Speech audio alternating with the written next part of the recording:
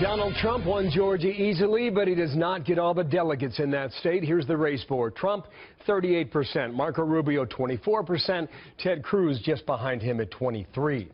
Jonathan Serrie live in Atlanta on a beautiful morning down there. Jonathan, Donald Trump did especially well in the Deep South. What's driving that?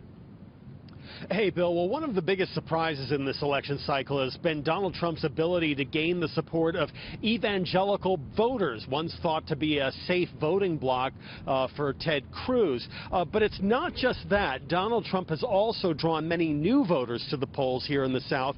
His front-runner status concerns many in the Republican Party establishment.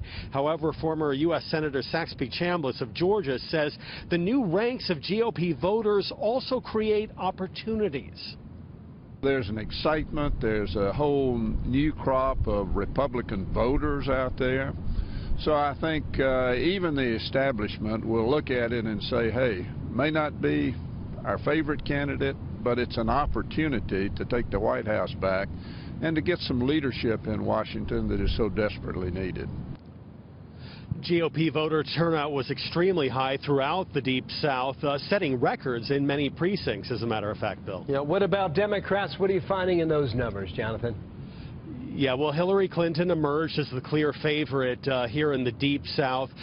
She's enjoyed the support of the African-American community, which makes up a huge proportion of the Democratic Party electorate in this part of the country.